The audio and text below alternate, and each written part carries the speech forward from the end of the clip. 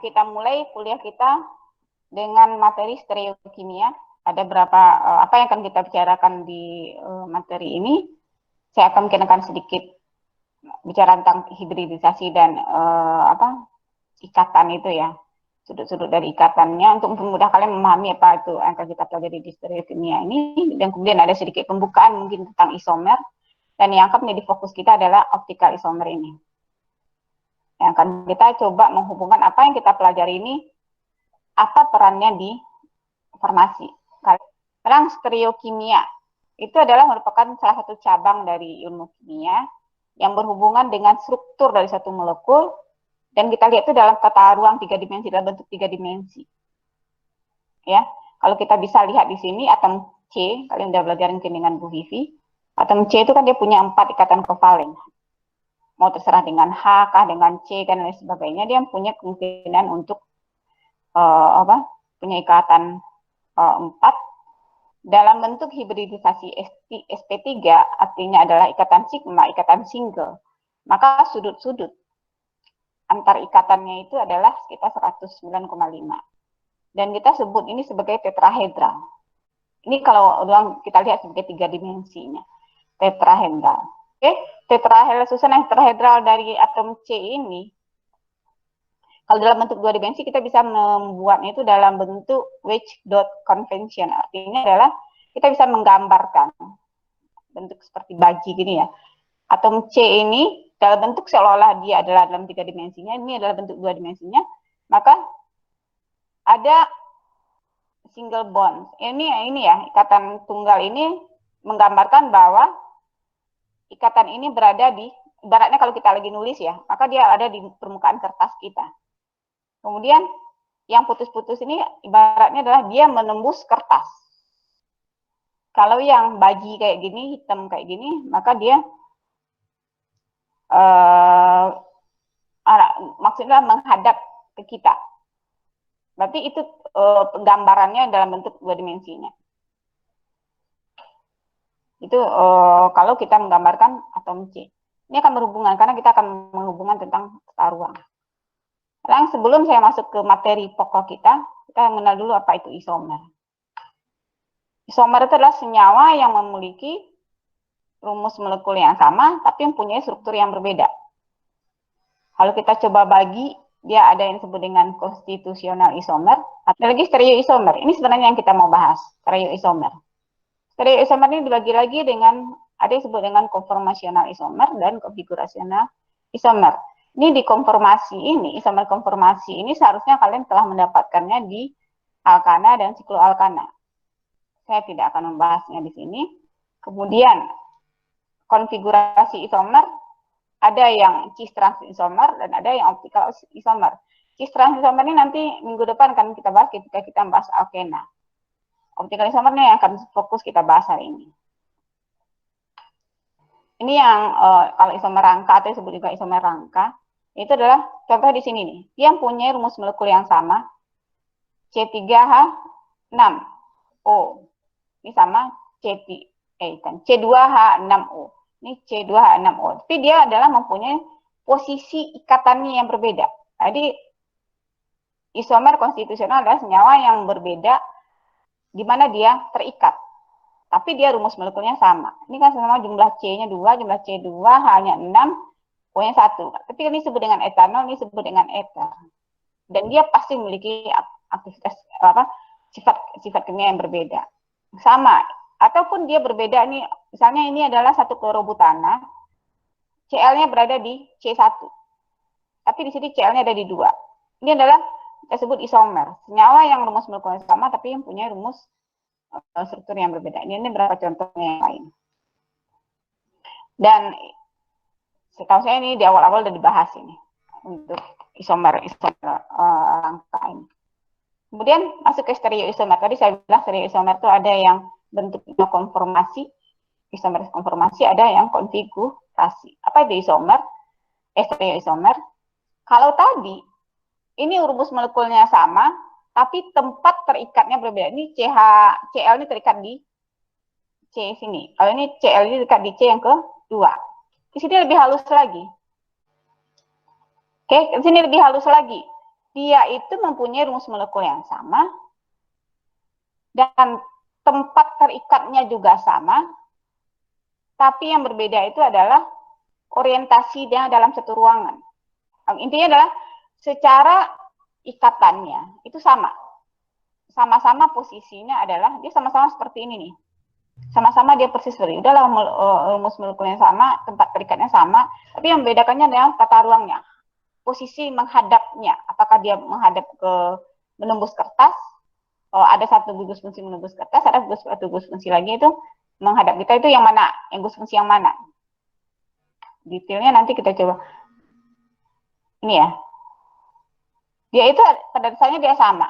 Dia posisinya sama, rumus molekulnya sama, hanya berbeda dalam tata ruangnya.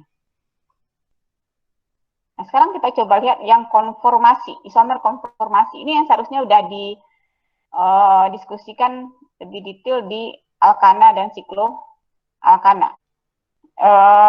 Isomer konformasi itu adalah isomer yang dia itu karena interkonversi itu berubah bentuknya. Maksudnya gini, untuk memudahkan kita ya. Ini adalah etana. Kan kita menggambarkannya tadi dalam bentuk ini ya, dua dimensinya ya. Tadi saya bilang bahwa H yang di sini menghadap ke kita. H yang di sini menghadap ke kita. Ini yang putus-putus adalah menghadap, kita anggap sebagai menembus bidang kertas. Karena dia adalah ikatan satu saja, atau ikatan sigma kita menyebutnya, ikatan sigma atau yang ikatan single itu dia sangat mudah untuk berputar. Sangat mudah.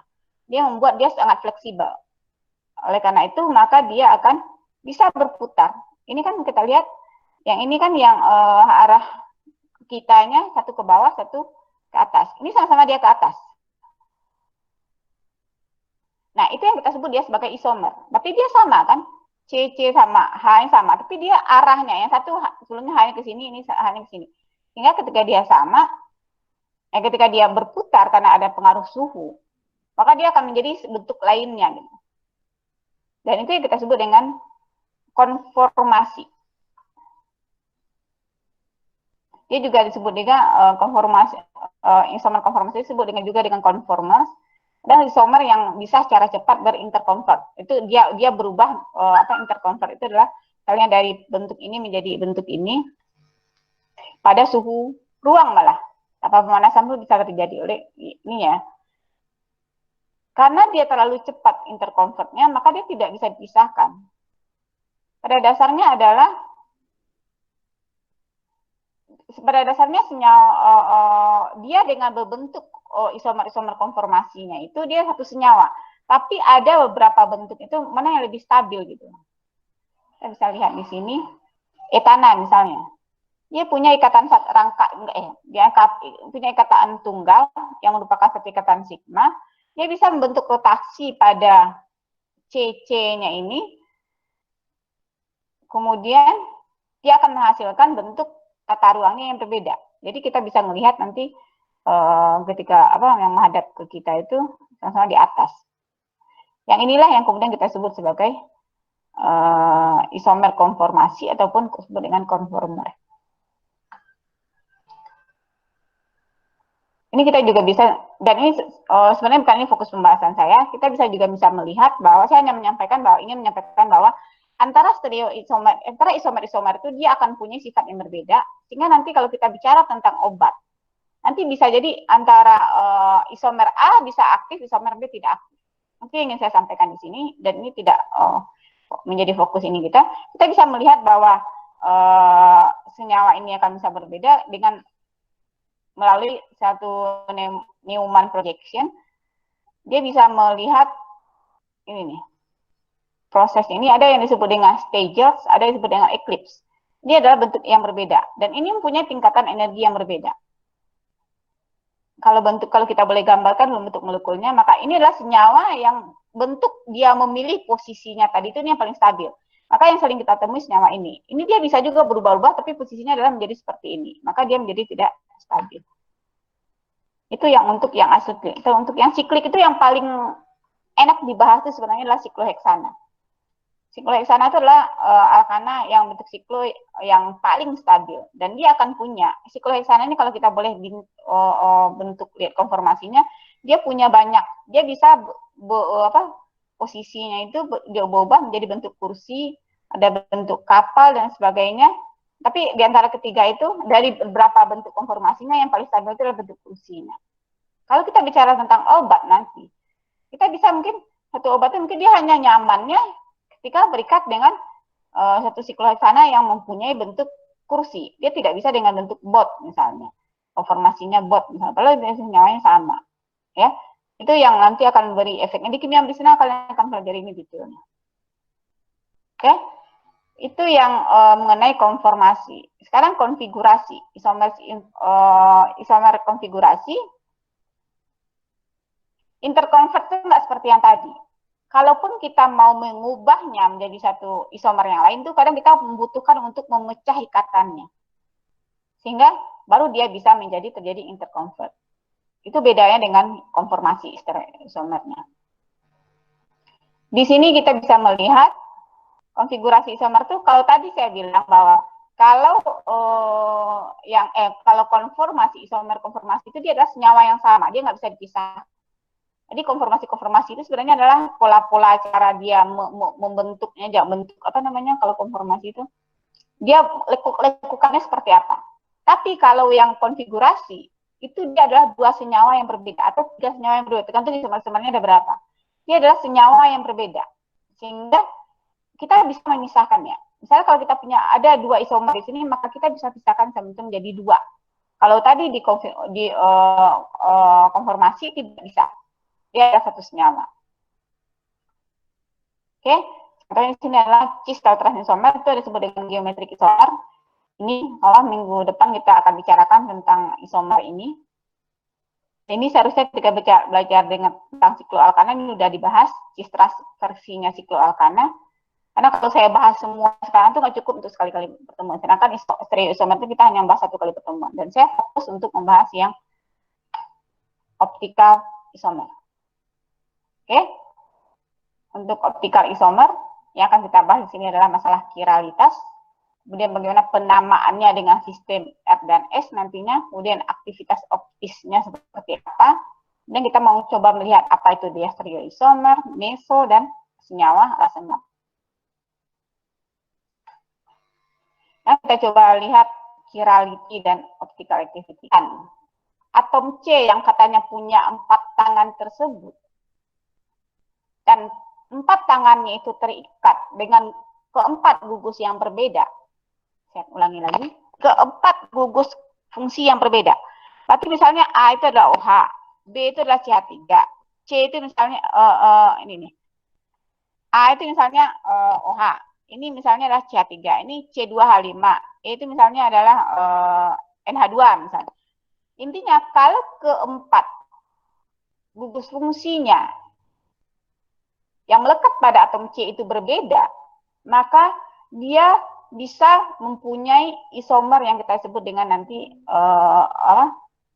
isomer optis ya. Atau kita sebut nanti bahwa senyawa ini mempunyai atom C chiral. Ini saya bilang, jika tetrahedral karbon itu memiliki 4 gugus fungsi yang berbeda yang melekat padanya, maka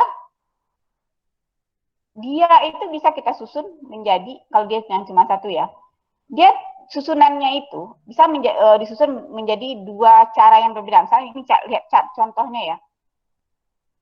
Ini A, ini yang berada di bidang kertas, ini B bidang kertas, ini yang menjauh, yang menembus bidang kertas adalah E. Ini adalah yang menjauh bidang kertas adalah E. Berarti ini adalah bentuk apa ya kalau saya menjelaskannya ya. Dia bisa memiliki senyawa senyawa yang punya atom C, di mana dia punya 4 gugus fungsi yang melekat dia berbeda, maka dia akan bisa punya senyawa lain yang disebut dengan isomernya itu seolah adalah seperti bayangan cerminnya. Tapi bayangan cerminnya itu sebenarnya dia tidak bisa kita himpitkan. Artinya seperti apa? Kalian bisa lihat tangan kalian. Tangan kiri dengan tangan kanan kalian itu, kalau kalian taruh misalnya di tengah, misalkan di cermin, tangan kiri itu kan bayangan cermin nggak dari tangan kanan kalian? Tangan kiri adalah bayangan cermin dari tangan kanan kalian. Tangan kiri kalian itu adalah merupakan cermin dari tangan kanan. Terus kemudian, apakah tangan kiri kalian itu bisa persis kalian satukan? Itu namanya dengan gini aja bahasanya. Bisa nggak sih sarung tangan kiri dipakai buat sarung tangan kanan? Tidak, Bu. Tidak bisa. Ya, itu yang kita maksudkan dengan yang dia kan sebenarnya bayangan cermin. Tapi sebenarnya antara tangan kiri dan kanan itu adalah dua hal yang berbeda arahnya. Kalau yang ini jempolnya kalian bisa lihat jempolnya ke arah kanan saya, ini jempolnya ke arah kiri saya. Dan ini yang kita bahas di sini dia bilang itu adalah masalah handness. Berarti seperti tangan, dia membuat seperti seolah-olah seperti tangan. Berarti dia tidak bisa didempetkan. Ya, maksudnya adalah didempetkan berarti akan ketemu apa namanya ini kelingking sama kelingking itu nggak bisa. Ini yang kita bilang dia tidak super pos, tidak bisa apa namanya didempetkan gitu. Ini kan, ini ada melukul. Ini kan syaratnya adalah asal yang keempat gugus yang melekat sama dia itu berbeda keempatnya. Ini lihat, ini kalau bayangan cermin ini persis ini. Ini adalah dia nggak sebagai cerminnya, dan ini berbeda. Tapi kalau kita pindahkan, itu nggak akan bisa dia benar-benar dempet. Maka ini disebut dengan ini senyawa ini A, maka B itu adalah bentuk isomernya. Dimana dia kata di sini adalah not superimposable. Berarti dia tidak bisa saling ini ya, nggak ketemu kalau didempetkan itu. Ibaratnya tangannya itu, ibarat seperti tangan kita. Maka kita bisa bilang bahwa senyawa yang punya atom C-nya, senyawa yang punya gusnya yang melekat sama dia itu ada 4, maka dan keempat gugusnya itu berbeda, maka kita sebut dia mempunyai atom C chiral. Dengan dia punya atom C chiral, dia bisa berkemungkinan memiliki stereoisomer. Saya bilang berkemungkinan memiliki berkemungkinan dia akan memiliki stereoisomer. Optis aktif, isomer optis. Karena ada syarat lain yang harus kita harus dipenuhi kalau dia mau kita masukkan sebagai kalau kita mau mengklasifikasikannya sebagai senyawa yang punya stereoisomer. Bukan hanya sekedar 4 gugus fungsi yang berbeda yang melekat pada atom C. Sekarang kita coba lihat. Ini kita sebut senyawa yang bersifat chiral, ya. Senyawa yang bersifat chiral adalah senyawa yang mempunyai bayangan cerminnya dan dia tidak bisa didempetkan. Itu ya. Kalau kita lihat objek yang chiral itu adalah non-superimposable mirror image. Itu dia punya bayangannya. Dia punya bayangannya. Dia sama bayangan, tapi dia adalah senyawa yang berbeda. Jadi seolah-olah dia mirip, padahal setelah kita iniin dunia di luar cerminnya dia adalah senyawa yang berbeda. Itu sebenarnya yang kita bahas seperti inilah yang akan kita bahas di stereoisomer ini. Ini yang kita sebut tadi senyawa non superimposable, senyawa yang mempunyai apa namanya bayangan cermin yang dia tidak bisa didempetkan tadi, itu disebut dengan chiral, disebut senyawa chiral. Berasal dari bahasa C, itu artinya ada hand, dia memang seperti tangan yang ibaratnya ya.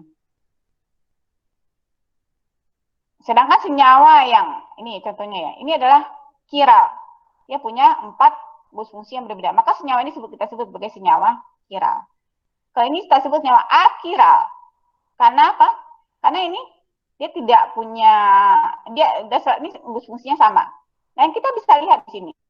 Ini adalah bayangan cerminnya. Kalian bisa memaksa dia untuk dempet nanti persis. CA3, CA2 bisa ketemu dengan CA3, CA2, H ketemu H, H ketemu H, BR ketemu H, BR. Misalkan bisa, kalau kalian mau coba, itu bisa. Dengan arahnya sama. Maksudnya, H ini sini sama-sama, H-nya ada satu yang menghadap ke kita, yang ini sama menghadap ke belakang. Maka ini kita sebut senyawa achiral. Kita tidak membahas senyawa ini. Kita membahas senyawa ini, stereoisomer yang ini yang akan kita bahas. Itu senyawa yang punya atom C chiral, yang nantinya dia akan mempunyai sifat yang disebut dengan optis aktif. yang kita bisa bicara tentang dia punya isomer optik.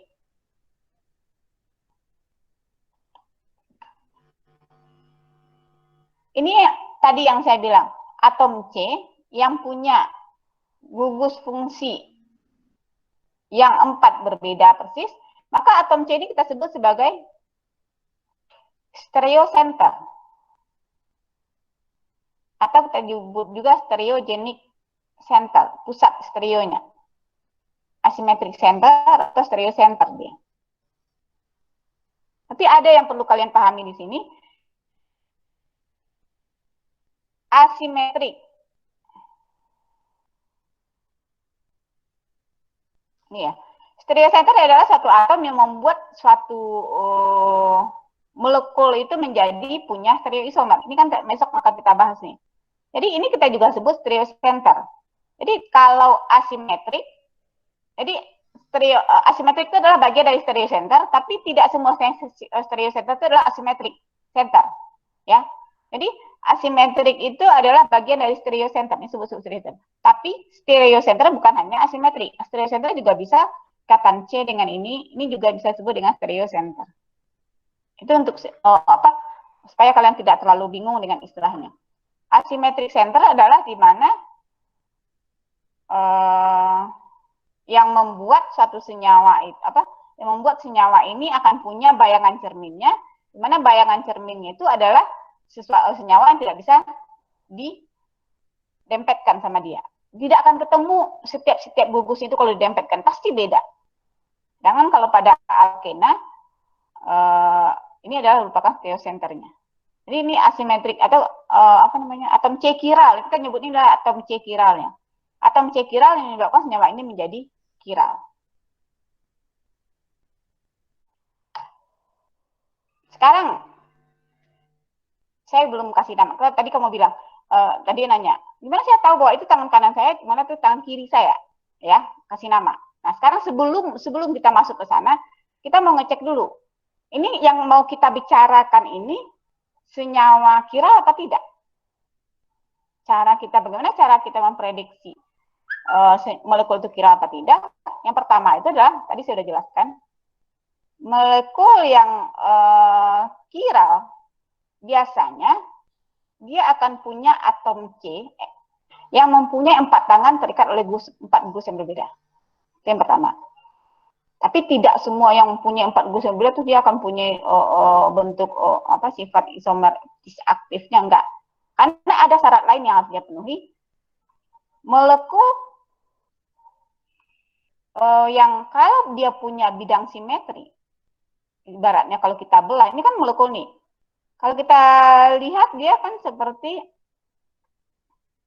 ini kan kalau kita ini ya, ini kan punya atom C nih. Ini kan beda atom C-nya. Ini nih C. Ini 4 atom C yang berbeda. Tapi dia punya bidang simetri. Ibaratkan kita taruh di sini kaca, maka bidangnya akan sama. Maka gugurlah dia menjadi senyawa chiral. Jadi dia menjadi senyawa achiral. Tapi kalau ini, kalau kita taruh di sini nih kaca, maka antara A dan B, anggap ini kaca, dia tidak punya bidang simetri. Ini posisi ini dengan posisi ini beda. Kalau kita potong di sini, maka posisi ini dengan ini sama. Ini yang menyebabkan dia menjadi senyawa achiral. Achiral itu artinya tidak chiral. Nah, ini kalau kita tidak ada bidang simetri itu satu bidang yang kita bisa belah atau senyawa kita, terus kemudian dia 2 bidang itu menjadi sama, persis. Atom H-nya sama, atom C-nya sama, itu kita sebut bidang simetri, maka dia menjadi tidak chiral. Jadi syarat satu senyawa kita sebut chiral atau tidak, itu yang pertama adalah dia mempunyai atom C chiral, atom C yang mempunyai 4 gugus fungsi yang berbeda melekat padanya. Yang kedua adalah dia tidak punya bidang simetri. Kalau dia memenuhi 2 persyaratan ini, maka kita bisa disebut senyawa kita itu senyawa chiral. Maka ketika kita udah tahu senyawa kita chiral, maka kita baru bisa akan membahas stereoisomer yang ada di senyawa ini. Kalau misalnya ini kita nggak akan bisa bahas stereoisomer ini, karena dia adalah senyawa achiral. Ini yang tadi ditanyakan. Biasanya senyawa chiral itu gini, enantiomer. Senyawa A itu dengan senyawa B yang bayangan cermin itu, maka dia disebut sebagai enantiomer. Kalau dan biasanya dinyatakan, bagaimana saya tahu bahwa saya dengan bayangan saya itu adalah dua senyawa yang berbeda? Itu kita bilang dengan penamaan. Biasanya kita masih namanya itu adalah R dan S. Kalau saya R, maka bayangan saya pasti S.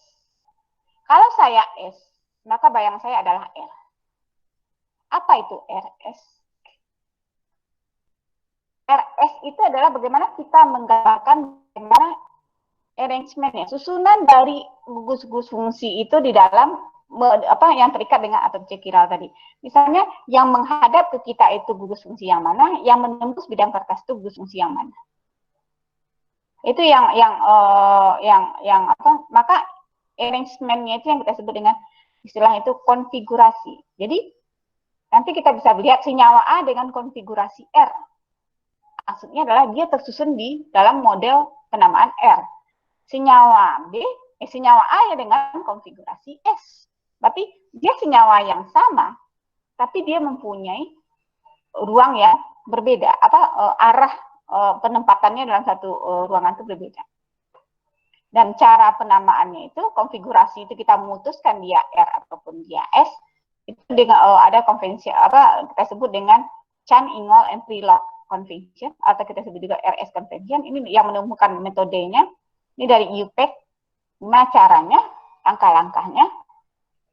Yang pertama, kan tadi saya bilang, untuk konvensi, untuk penamaan dari suatu isomer, dari suatu senyawa chiral, atau bahasanya mungkin akan sering saya bilang enantiomer.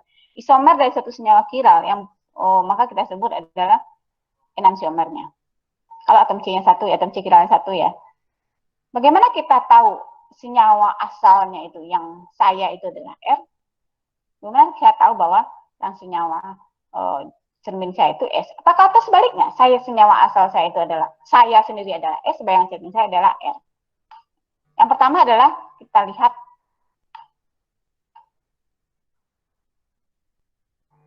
kita susun. Ini contohnya.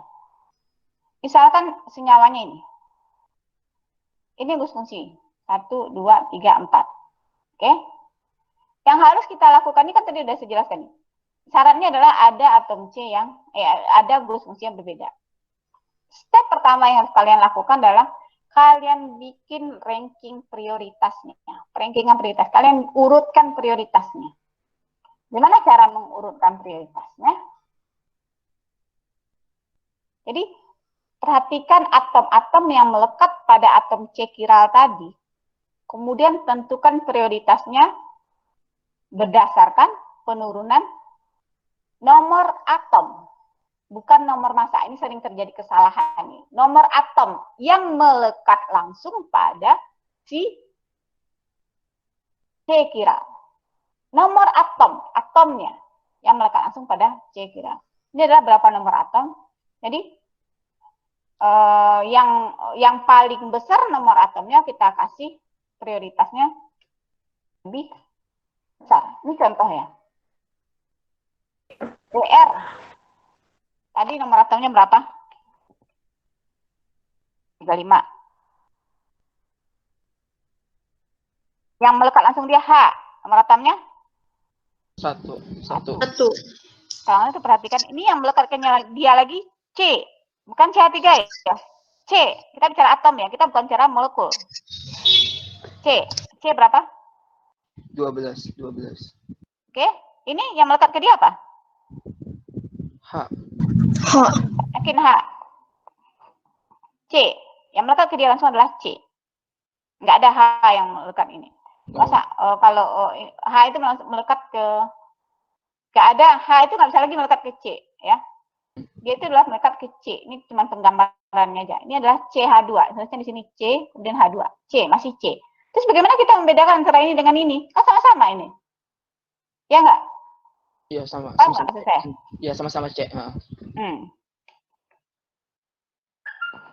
Yang pertama katanya adalah lihat gugus fungsi yang melekat pada atom C chiral. Kemudian bikin urutannya berdasarkan nomor atomnya. Yang kedua, jika keputusan tidak bisa diambil melalui perankingan itu melalui atom yang pertama langsung melekat ke atom C, urutkan. Merujuk ke atom C-nya yang kedua, maksudnya next-nya. Misalnya, ini kan tadi, mudahnya saya lihat nih, ini C, ini kan juga C. Ini C ini punya H, C ini melekat pada H, C ini melekat pada H, C ini melekat pada H. Berarti ada 3 H melekat sama dia. Oke? C yang di sini melekat sama 1 H, melekat 1 H, dan ini melekat pada CH3, melekat pada C. Jadi katanya, cari sampai Anda menemukan perbedaannya. Nah, ini nih sebenarnya gambarnya. Kalau CH3 tadi, C-nya sama-sama H, ini sama-sama H. Tapi kalau di sini lah C, dia udah ketemu C. Ini ketemunya H. C dengan H mana yang tinggi prioritasnya? C. Nah, itulah kenapa di sini menjadikan prioritasnya CH2CH3 menjadi lebih besar daripada CH3. Oke? Yang keempat, ini yang penting. Bisa dipahami? Bisa, Bu, bisa. Itu untuk, jadi yang pertama itulah kalian cari berdasarkan nomor atom yang melekat langsung ke atom C. Yang kedua itu adalah ketika keputusan tidak bisa diambil, maka kalian telusuri sampai, misalnya masih panjang lagi, sampai ketemu titik bedanya, dan bedanya itu di mana. Baru kalau nggak ketemu sama, berarti ya nggak ada atom C chiral itu, pasti dia berbeda. Karena kan syarat dari atom C chiral kan dia punya gus fungsi yang berbeda. Kalau misalnya baru 10 C-nya baru ketemu, ya udah pokoknya sampai ke 10 itu telusuri di mana dia berbedanya. Dan atom apa yang buat dia berbeda. Kalau nggak ada bedanya, berarti kita tidak bicara tentang senyawa chiral. Karena kan berarti dia berarti dia terikat oleh dua gus fungsi yang sama berarti. Oke. Ada yang akan perlu kalian pahami juga nanti kalau kalian ketemu senyawa. Misalnya adalah ikatan rangkap 2. Misalnya seperti karbonil. Maka itu ekivalennya kita anggap bahwa dia terikat satu dengan O, satu dengan O. Berarti ada 2 O terikat di sini. Ya, untuk kita mencari prioritasnya ya. Berarti dianggap dia 2 O. Sama ini, berarti C yang terikat dengan 2 C. Berarti dianggap dia C yang terikat dengan 2 C.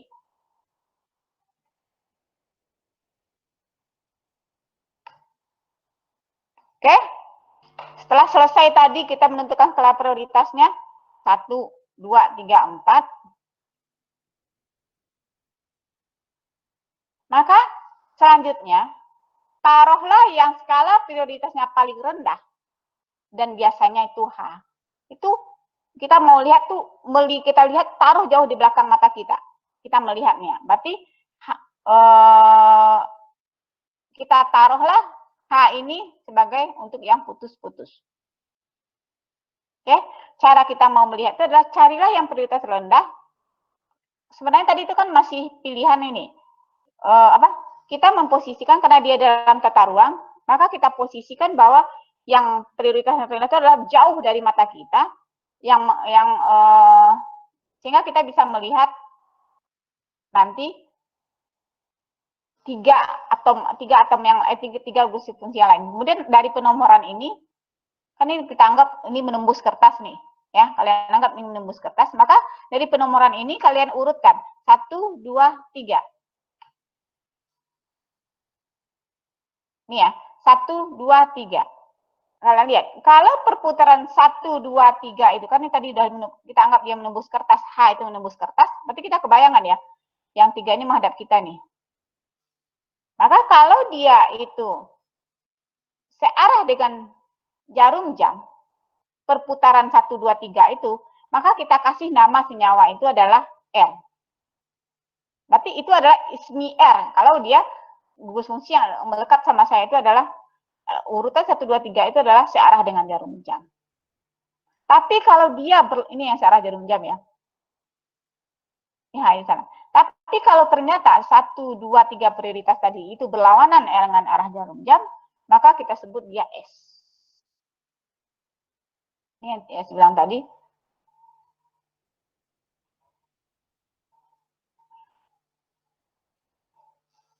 Kalau R itu artinya adalah kanan, S itu artinya adalah kiri.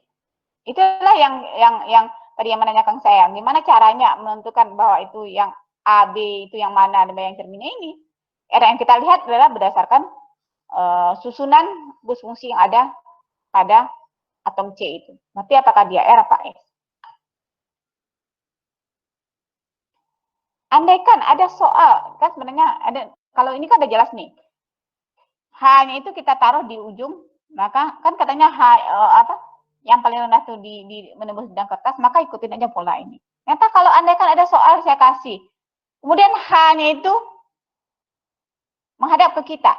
Sedangkan syarat utamanya kalau kita mau menentukan konvensi R dan S itu, H itu harus ada belakang kita. Maka kita harus tukar dia. Tukar, bagaimana kita tukar posisi. Kalau kita, makanya saya bilang, saya biasanya pakai molekular model saya menggambarkan. Kelihatan itu, pemahaman kalian akan mudah sebenarnya. Karena ketinggalan di kampus, ininya molekular karena modelnya. Berarti kalau kita pindahkan ini ke depan, anggap aja lah kalian bayangkan ya, kalau ini pindah ke depan, berarti H itu menembus ke belakang jadinya. Maka posisinya menjadi seperti ini jadinya. Maka kalau kita lihat seperti ini H-nya, maka 1, 2, 3. Kan seolah dia menjadi searah jarum jam ya.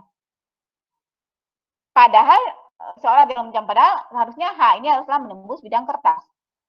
Yang sebenarnya ini adalah dia harus menembus bidang kertas, maka harusnya dia adalah 1, 2, 3. Seharusnya dia adalah searah dengan kalau ini 1, 2, 3. Dia adalah yang seharusnya adalah seperti ini. Dia harus menembus bidang kertas.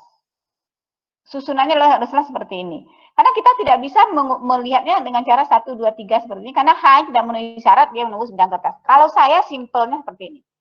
Kalau saya lihat H ataupun prioritas tertingginya itu, prioritas terendahnya itu, bentuknya adalah menghadap kita, maka saya ukur aja nih sekarang. Ini sekarang searah ke berlawanan arah. Searah jarumnya apa berlawanan nih? Sarah. Arah, Bu. Tapi karena H-nya itu ke arah kita, tidak jauh dari mata kita, maka nilai sebenarnya itulah kebalikannya. Karena yang posisi sebenarnya ini kalau diputar sama dia, terjadi perputaran posisi, maka inilah jawabannya sebenarnya. Jadi jangan kalian latah langsung ini searah, maka dia pasti R. Kalian harus pastikan H-nya itu adalah di belakang. Kalau H-nya di belakang, pasti dengan sendirinya C-nya itu adalah di depan. Maka perputarannya seperti ini. Oke, kalau mudahnya bagi saya adalah kalau kita udah dapat ini R, maka jawaban sebenarnya adalah konfigurasinya adalah S. Itu aja untuk mudahnya.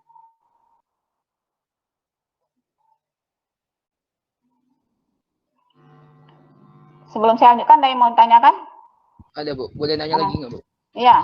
Tadi kan ada S kan, Bu.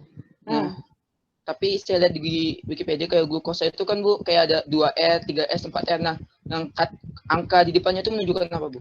2R, 3S, 4R, 5R, kayak gitu tuh menunjukkan apa, Bu? Nanti lagi saya bahas di diastereoisomer, oke? Oke, Bu. Jadi, kita ada 2, 3. Sebenarnya ini aja dijawabnya. Kalau saya lagi membahas sekarang itu adalah, saya membahas tentang yang punya atom C kiralnya 1. Coba kalian lihat di glukosa yang kamu lihat di Wikipedia itu, atom C kiralnya ada berapa? Ada 4, Bu. 2R, 3S, 4R, 5R. Itu, coba kamu lihat. 2 itu benar nggak di posisi 2 atom C kiralnya? Iya sih, Bu. Ya, maksudnya adalah 2R itu adalah di atom C2, maka itu posisinya adalah R. C3, atom C kiral yang di posisi C3 itu adalah posisinya S. Kalau misalnya dia bilang 3S. Atom C kiral 4 misalnya atau 5, maka misalnya R, berarti posisi di atom C kiral 5 itu adalah R. Yang saya bahas sekarang masih yang punya atom C kiral 1. Oke, Bu. Oh, paham. Oke? Paham, Bu. Masih, Bu. Kalau yang glukosa yang kamu lihat itu kan dia menggambarkan secara Fischer kayak gini ya? Fischer, yang mana Fischer, Bu? Ini gambar seperti ini. Garis-garis kayak gini nggak? Iya, garis-garis, Bu. Oke. Kita bisa melihat menggambarkan seperti tata ruang seperti ini. Kita dengan pakai metode freestyle projection. Berarti kita caranya adalah kalau tadi kan kita harus posisikan H itu menjauh dari mata kita. Kalau ini kan dia hanya punya horizontal dengan vertikal. Maka untuk kondisi seperti ini adalah kita harus pastikan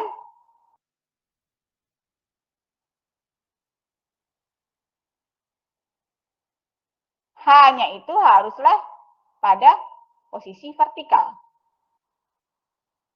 Maka kita bisa sebut bahwa 1, 2, 3. Kalau dia vertikal, maka kita bisa sebut dia adalah R ya. Kalau ini kita 1, 2, 3 ini adalah S. Ini ya. Grup dengan prioritas terendah haruslah berada dalam keadaan vertikal. Bagaimana kalau dia berada dalam keadaan horizontal? Ya sama dengan posisi kita tadi. Sama dengan yang ini. Jawabannya kita tinggal dibalik. Ini. Ini kalau kan harusnya kan syaratnya adalah kalau kita mau mengukur RS-nya dia haruslah vertikal. Maka 1, 2, 3. Ini searah jarum jam. Salah nggak? Tapi jawabannya adalah S. Kenapa? Karena syarat sama dengan yang saya bahas tadi itu. Karena syaratnya dia haruslah vertikal. Karena dia horizontal berarti harus kita balik jawabannya. Ini dibilang. Kalau kita lihat kasat mata aja kan 1, 2, 3 itu searah jarum jam. Tapi karena penyebabnya hanya dia taruh horizontal, maka menyebabkan jawabannya adalah S. Itu yang mungkin untuk yang bisa. Sekarang kita coba. Tadi saya bicara tentang kiralitas dan aktivitas optical activity. Yang perlu kalian tahu adalah semua senyawa kiral itu pasti mempunyai sifat aktif optik. Senyawa tapi ada nanti juga artinya adalah optical activity itu adalah kemampuan dari satu senyawa untuk memutar bidang polarisasi, memutar bidang dari sinar yang telah terpolarisasi. Intinya gini. Ini kalau senyawa ini kan ini ada satu sinar nih, kemudian sudah dipolarisasi. Makanya kalau dia senyawa itu bukan senyawa kiral, maka dia tidak ada memutarnya nih. Dia masuk seperti ini, keluar seperti ini. Tidak ada perubahan. Sinar yang terpolarisasi itu tidak berubah. Tapi kalau misalnya di dalam ini ada senyawa kiral, maka dia akan bisa, ini kan lurus nih, dia memutar, ada sudut putarnya sedikit. Gitu.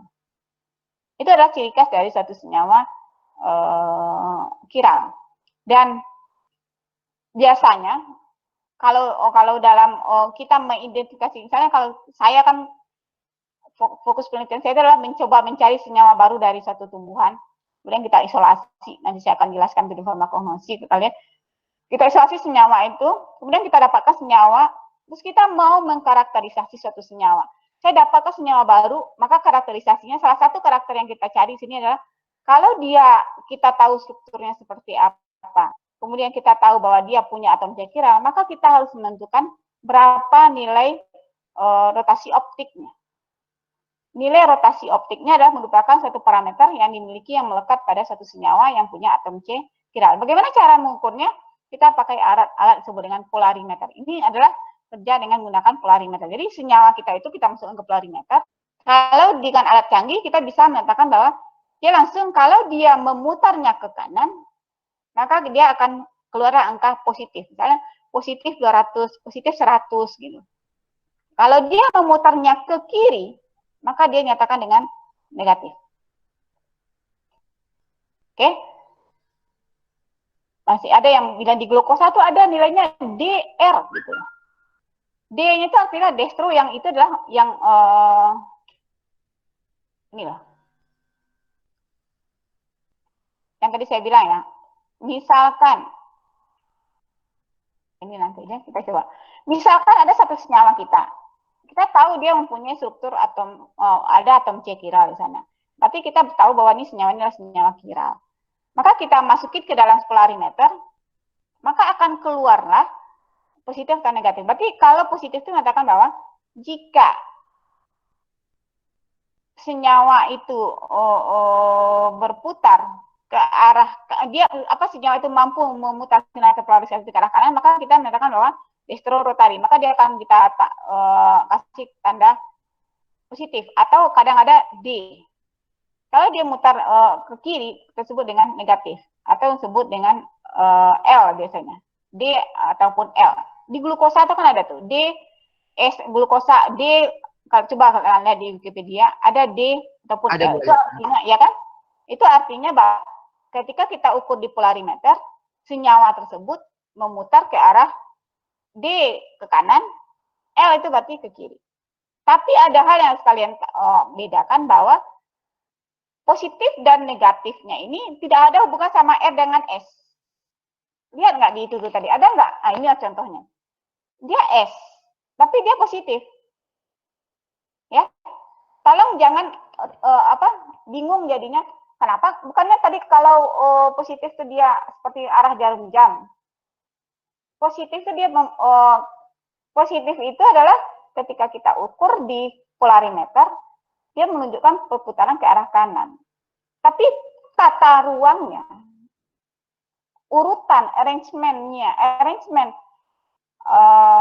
gugus fungsi tersebut terhadap atom C itu ya S misalnya. Yang kita lakukan dengan konvensi RS tadi. Jadi jangan sampai kalian bingung istilah positif dan negatif dengan R dengan S. Simbol positif negatif itu mengindikasikan bahwa arah perputaran optika aktifnya itulah, aktif optisnya itu adalah memutar bidang terpolarisasinya. Jadi ini keluar dari angka polarimeter.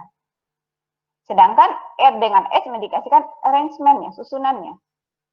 Arrangement dari grup-grup gugus fungsi tadi terhadap atom C tadi.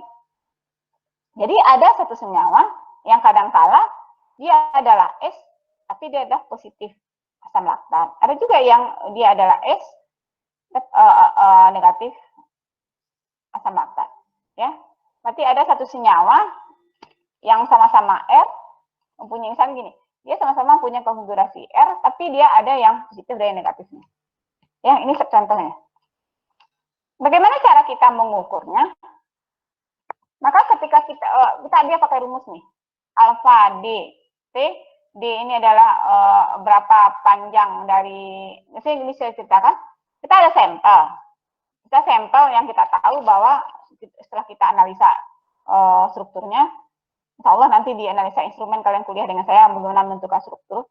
Kalian tahu struktur senyawa baru yang kalian temukan itu adalah senyawa chiral. Kalian ingin tahu bagaimana sifat optis aktifnya. Dia memutar bidang ke kiri apa ke kanan dan berapa besar nilai sudut putarnya itu.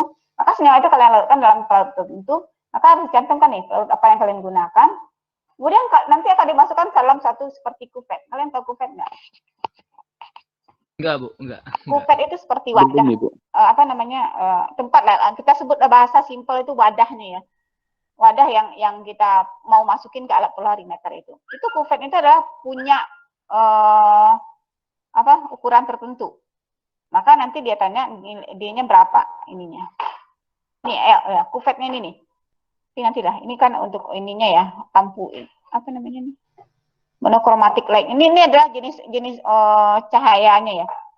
Nah, ini pada suhu berapa? Ini kalian cantumkan solventnya apa, wavelength-nya berapa dari sinar yang kalian pakai, biasanya wavelength segini kali. Kemudian ini temperatur yang kalian pakai berapa. Kalau room temperatur biasanya nggak perlu dicantum kalah detailnya ini. Kemudian ini adalah nilai rotasi spesifik. Inilah nilai yang akan kita hitung. Bagaimana cara kita menghitungnya? Yang pertama kita adalah nilai dari tadi senyawa kita tadi kita masukin ke dalam satu wadah. Ini wadahnya dan nilai L ini apa? Nilai dari berapa panjang tube-nya tadi. Pastikan di sini panjang itu adalah kalian konversikan ke desimeter. Kalau kalian punya alat di sana kan dinyatakan dengan sentimeter, kalian konversikan ke desimeter. Alatnya berapa panjangnya? Kemudian C-nya, tadi kan kalian larutkan dalam berapa? Jadi kalian larutkan dalam pelarut, timbang dulu berapa, sehingga konsentrasinya berapa, pastikan satuannya adalah gram per mililiter. Berarti 1 gram larutkan dalam 1 mililiter. Oke, gram per mililiter konsentrasinya. Berapa ininya. Kemudian, nanti setelah kalian masukkan ke dalam polarimeternya, maka keluarlah angka. Misalnya positif 250. Maka angka itulah disebut dengan observation-nya. Berapa angkanya? Ya udah, dari angka inilah kemudian kalian olah, maka kalian dapatkanlah yang disebut dengan rotasi spesifik. Dan nilai inilah yang menjadi parameter. Karena yang melekat pada diri satu senyawa. Berarti senyawa A, maka dia rotasi optiknya adalah sekian. Rotasi optiknya sekian itu adalah setelah kita melakukan pengukuran, kita bikin pada konsentrasi berapa, dan kita diukur pada panjang tabung berapa. Itu yang menjadi spesifik.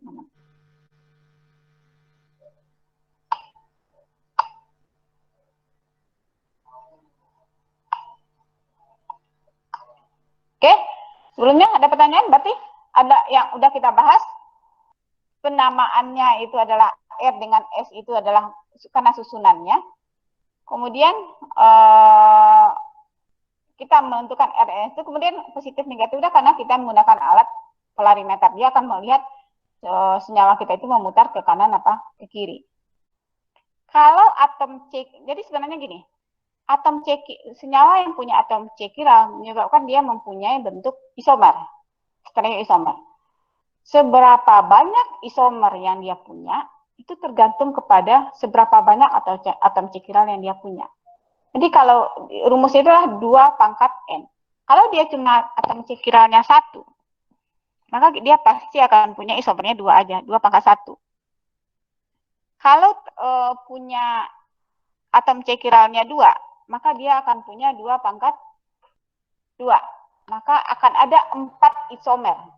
Kalau berarti akan ada 4 bentuk-bentuk yang punya rumus molekul yang sama, tapi mempunyai tata ruang yang berbeda.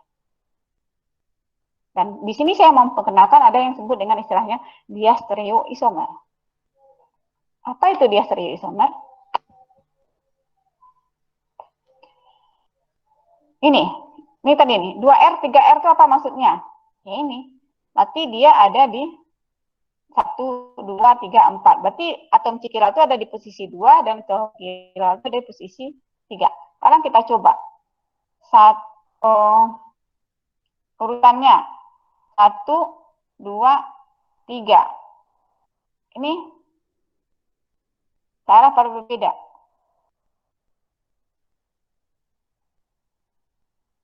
R apa S nih?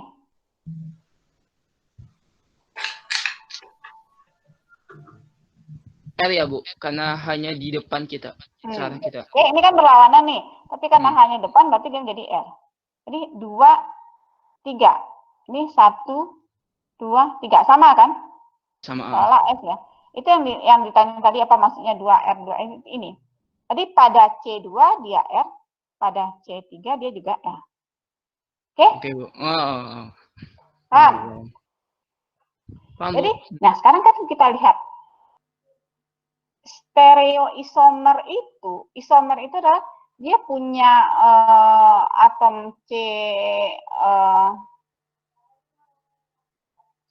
dia bisa rumus molekulnya sama, yang berbeda tuh hanya arah-arah dari gugus fungsinya, tapi tidak semuanya sama. Artinya gini, untuk simpelnya, kalau misalnya 2R, maka dia bisa punya isomer yang satu adalah 2, semuanya persis berbeda menjadi 2S, 3S.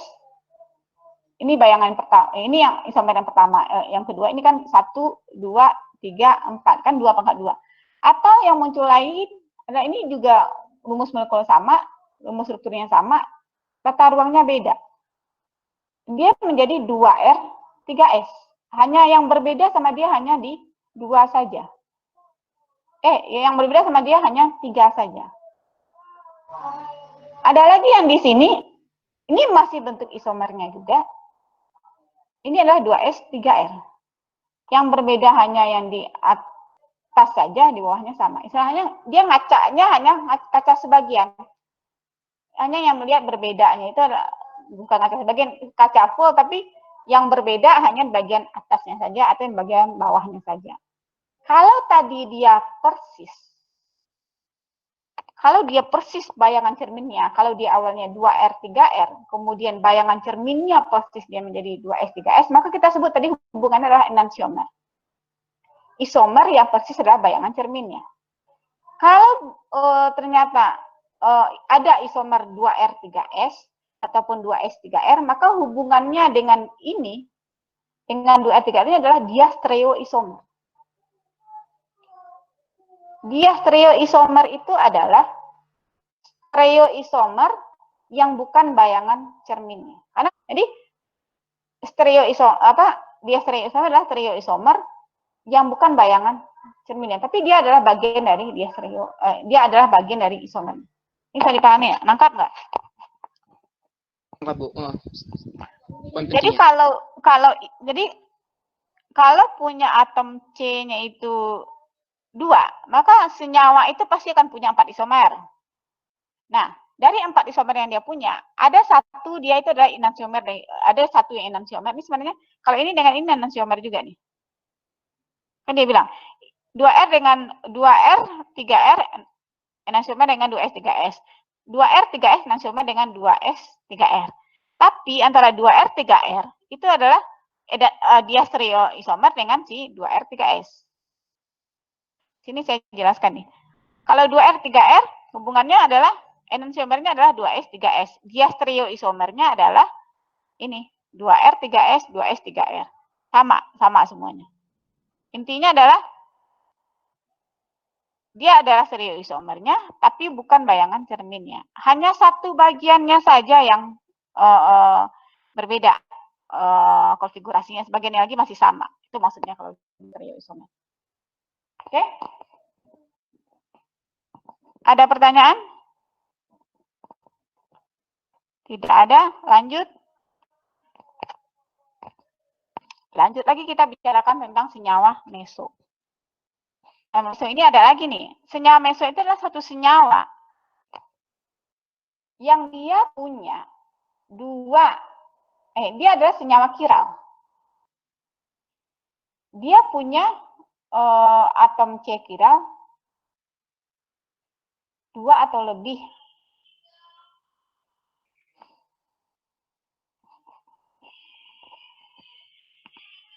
Dia punya atom C kiral 2 atau lebih, tapi ada masalah di sini. Dia punya bidang simetri. Jadi ini nih, kalau kita lihat ini kan atom C kiral nih, 1. Ini kan beda nih atom 1 nih, 1 Br, 1 H, 1 CH3, satunya C, CH3. Ini kan beda nih. Ini juga. Berarti dia punya 2 atom C kiral, tapi menjadi masalah dia punya bidang simetri. Jadi dia senyawa yang punya atom C kiral, tapi dia tidak optically active, tidak optis aktif. Artinya, kalau senyawa ini kita masukin ke dalam polarimeter tuh 0 itu nilainya. Dia nggak memutar kiri dan kanan. Sebenarnya 0-nya itu adalah karena ini. Dia punya bidang simetri. Jadi menjadi senyawa itu menjadi akiral jadinya. Senyawa yang punya atom C kiral 2 atau lebih, tapi dia bukan senyawa kiral. Ya, karena dia tidak optis aktif. Ya, itu yang sebenarnya senyawa meso. Ya kan sebenarnya kalau kalian ini bayangan cermin coba kalian impitkan, dia bisa terhimpit ini.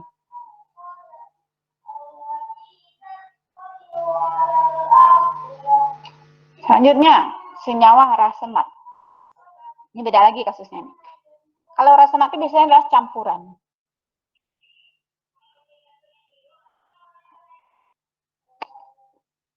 Campuran dari jumlah sama banyak dari 2 enantiomer yang kiral. Berarti senyawa A yang R bercampur dengan senyawa B yang S. Berarti kalau misalnya dia R pasti memutar bidang polarisasinya akan beda dengan S. Nah, karena dia bercampur sama banyak, dia saling meniadakan jadinya, sehingga campuran itu kalau diukur dengan polarimeter tuh nilainya 0, nggak kelihatan ininya. Jadi tidak aktif secara optikalnya, aktif, inaktif optikalnya ya. Dan biasa dibilang adalah diindikasikan dengan plus minus, terjadi dari campuran. Oke? Sebenarnya gini, yang saya sampaikan ke kalian tadi itu kan basic untuk pemahaman kalian. Kita bicara tentang isomer optis aktif, isomer optik. Yaitu kita akan bicara ini karena kita harus mengurai sifat-sifat dari suatu senyawa yang apakah dia memenuhi kriteria untuk mempunyai isomer stereoisomer. Karena kalau dia punya sifat stereoisomer, kita harus memperhatikan. Karena apa? Saya hanya bicara tentang bidang farmasi saja, bahwa kalau dia akan mempengaruhi, akan bisa, saya bilang tidak mutlak mempengaruhi, tapi bisa mempengaruhi efek farmakologi dari senyawa tersebut. Maksudnya gini, walaupun secara sifat fisik enantiomer itu identik sama, misalnya sifat lipidnya dan lain sebagainya, tapi dia mempunyai tata arrangement dari gugus-gugus fungsi itu berbeda. Beberapa enantiomer ini bisa enantiomer nanti antara senyawa A, senyawa B. Misalnya saya punya nih. Ini kan karbon. Ini adalah R, ini S. Oke? Ini kan enantiomernya nih. Antara karbon R dengan karbon S itu punya sifat yang berbeda. Kalau di sini dia mencoba aromanya. Ketika karbon R dia punya aroma seperti spermin. Kalau karbon S itu punya aroma seperti jinten. Itu kalau bicara aromanya saja. Jadi ada di sini ada berapa contoh kemungkinan ini di kimia medisinal biasanya saya jelaskan ini. Ada berapa contoh berkemungkinan ketika kita bicara tentang satu senyawa. Kita harus yakinkan dia itu R atau S. Karena bisa jadi kalau misalnya antara R dengan S itu punya aktivitas yang berbeda. Maksudnya gini, saya mau dia obat anti hipertensi. Dan kondisinya obat itu harusnya dia R konfigurasinya.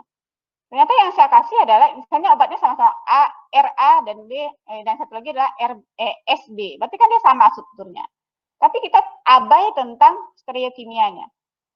Karena bisa ada kemungkinan antara R dan S tadi hanya satu yang aktif. Yang kalau R-nya aktif, S-nya itu bisa jadi nggak aktif. Jadi kalau kalian kasih, misalnya secara terikatnya dengan reseptor seharusnya cuma R, kalian kasih yang S, itu nggak ada aktivitas buat kalian. Nanti saya jelaskan tentang kemungkinan dia terikatnya dengan reseptornya seperti apa. Yang kedua, jadi ada beberapa kemungkinan dari dua, ini minimal antara enantiomer itu ya. Satu yang aktif, hanya satu saja yang aktif, yang satu lagi tidak aktif. Atau keduanya aktif, atau keduanya sama-sama memiliki aktivitas yang sama. Yang kedua itu bisa jadi. Ada juga contohnya. Kalau di Indonesia kita bisa bahas contohnya. Yang ketiga, dia sama-sama aktif, tapi ada yang lebih tinggi aktivitasnya. Misalnya kalau yang R itu aktivitasnya 100 kali lipat. Yang S itu cuma 5. Jadi kan kalau berbeda aktivitasnya, berarti kita akan bicara dosis di sana. Salah kita mengasihnya, salah kita kalau dia maunya R, kemudian yang kalian kasih adalah S, dosisnya akan beda. Kalau R itu misalnya aktivitasnya tinggi, dia nggak perlu misalnya jumlahnya banyak. Cukup dengan dosisnya kecil, dia aktif. Nah, kenapa bisa seperti itu? Ini salah satu alasannya. Itu adalah, kita tahu, nggak tahu kalian udah tahu apa belum, pada dasarnya adalah suatu obat itu, ketika masuk ke tubuh kita, pada umumnya ya, dia akan berikatan dengan reseptor. Reseptor itu pada umumnya adalah senyawa optis aktif. Senyawa yang punya atom C chiral. Maka ketika dia terikat dengan, maka ini, contohnya ini. Misalnya di sini adalah reseptornya. Maka dia akan terikat dengan baik kalau punya tata ruangnya, arrangementnya itu adalah sesuai dengan klop dengan bentuk strukturnya. Jadi kalau misalnya seperti ini, dia punya seperti ini. Jadi struktur ini pas melekat sini, pas melekat sini, pas melekat. Ketika dia R, tapi ketika dia S, itu nggak pas lagi posisinya. Ini seharusnya yang melekat di sini adalah ini. Sehingga menjadikan aktivitasnya itu menjadi berkurang atau nggak aktif sama sekali. Jadi intinya adalah, kenapa kita perlu tahu ini? Bagi farmasi, kita perlu meyakinkan bahwa yang terikat dengan reseptor itu adalah benar-benar senyawa yang punya tata ruangnya persis sama dengan reseptor. Dan kalian harus tahu obat yang kalian punya itu, kalau dia punya atom C kira, dia konfigurasinya seperti apa. Karena dia bisa mempengaruhi aktivitas. Kemudian saya bilang tadi, kita juga takut dia tidak, ini lebih kepada proses drug discovery ya. Karena kalau kita mencari satu senyawa obat, kita harus yakinkan dulu dia posisinya R apa S. Kemudian kita mau nguji-nguji misalnya aktivitasnya, jadi yang aktif sebenarnya R apa S, terus pastikan. Ini contohnya lagi. Nah ini yang saya bilang, kalau dia berada dalam bentuk rasemat, dan ini talidomid ini dulu-dulu adalah dipakai dalam bentuk rasematnya, campuran antara positif dan negatifnya ya, R dengan S-nya. Katanya kalau yang plus isomernya itu mempunyai aktivitas yang kuat sedatif. Tapi yang beredar itu dulu itu adalah rasematnya, campurannya. Pada saat itu tidak ada yang tahu bahwa negatif isomernya itu bentuk enantiomernya itu adalah merupakan senyawa teratogen. Teratogen itu adalah senyawa yang jika dikonsumsi oleh ibu hamil itu bisa menyebabkan kecacatan pada bayi. Kalian bisa lihat pada era tahun tertentu itu banyak bayi yang lahir tanpa ada kaki dan tangan. Itu adalah terjadi biasanya adalah dia menyebut istilah itu amelia. Itu terjadi karena si ibu biasanya itu obat yang biasanya itu digunakan dikonsumsi untuk menghilangkan mual muntah bagi ibu yang hamil. Uji teratogennya waktu itu adalah lupa sehingga menyebabkan bayi yang lahir itu cacat. Dan ternyata yang aktif itu sebenarnya positifnya, yang negatifnya itu menyebabkan teratogen. Itulah yang sampai yang ketika dikonsumsi dia dalam bentuk rasemat. Yang kita mau mengejar positif, yang negatif ke bawah, kita nggak sadar ada satu bahaya yang ternyata luar biasa waktu itu menjadi ya udah bayi yang lahir adalah cacat. Itu yang harus kita perhatikan. Maka sampai sekarang ini sangat, kalau senyawa itu adalah senyawa kiral, maka disarankan bentuk obatnya adalah bentuk dalam bentuk enantiomer biar kita tahu. Kita bicara tentang single drug gitu loh. Kita nggak bisa bicara tentang mixture drug. Karena ketika dia mixture, kita nggak meyakinkan keduanya aman, itu bahaya. Kecuali kita yakinkan walaupun dia dalam mixture, dua-dua itu aman, ataupun dia mempunyai efek sinergis. Dan kalaupun dia punya efek sinergis, itu harus hati-hati juga. Kalau efek sinergis, berarti dosisnya harus sama-sama direndahkan dari dosis sebagai single. Itu hal yang secara orang farmasi itu harus paham detailnya mengenai itu. Minggu depan insya Allah saya akan bahas tentang alkena ya. Alkena juga akan kita bahas juga stereoisomernya itu tentang geometrik isomer, cis dan transnya. Oke, ada yang lagi mau ditanyakan mumpung lagi gratis? Tidak ada. Kalau tidak ada, kita akhiri sesi kuliah kita hari ini mengerjakan hamdalah. Assalamualaikum warahmatullahi wabarakatuh.